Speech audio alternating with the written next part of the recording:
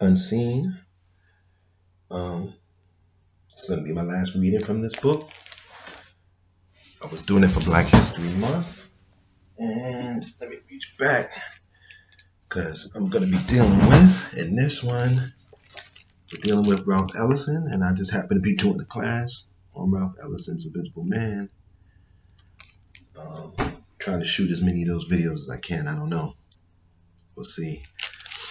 Ralph Ellison, intense man of letters at ease.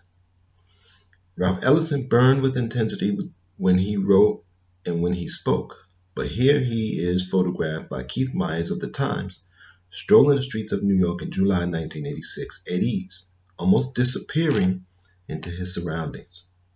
The Invisible Man is his greatest book, so that's nice writing. Though this is Ellison in an entirely different context, a certain famous line from his most famous novel comes to mind. I am an invisible man. I am a man of substance, of flesh and bone, fiber and liquids, and I might even be said to possess a mind. I am invisible, understand, simply because people refuse to see me. I actually use that quote in one of my essays for my course. It's not live yet, but I'll let you know when it is. When this image was shot, Ellison had just published Going to the Territory, a collection of essays that included deep explorations of William Faulkner, Duke Ellington, and Ellison's friend Richard Wright. He was also a celebrated writer, and the only criticism that the Times lobbed at him in its review was that the book's essays had already been published, and so there was nothing new because obviously we all wanted more. The reader is impressed and delighted by the integrity of Mr. Ellison's vision, wrote John Edgar Wideman in his review. His voice is assured, calm, wise. In an interview with the Times' Brent Staples, Ellison said he was still working on another novel, but that the essays came together more easily. These pieces were not conceived of as a collection, the 72-year-old author said.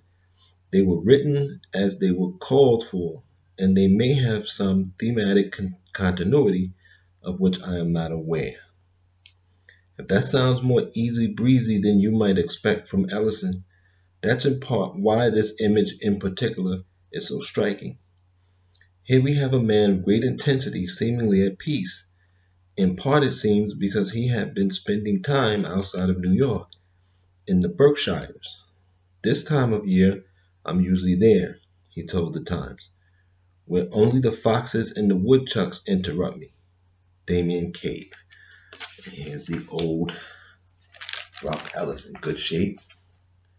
Looking good. Man of letters. In the city. I don't know this city. And I can't really say it's the city's fault. But because every city is becoming the same. This community has been so turned inside out that men like this, or people like this, men, women, even young people, there's less and less, almost no room for us anymore in this community. Again, I'm a New Yorker. I've been to DC. I've been to Columbia, South Carolina. I've been to Richmond, Virginia. I've been to Rochester, New York. And there's no room, almost no room in the Black community for people like this anymore.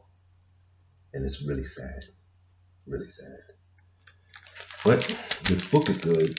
And if I ever get some stability anywhere, I'm going to remember this book. I'm going to get a copy of it and keep it. It's really good reference. But I have to return it today to the library. Thank goodness for our library. It's going to help me to continue my work. Support any of the platforms below. And thank you for watching. And spread the word.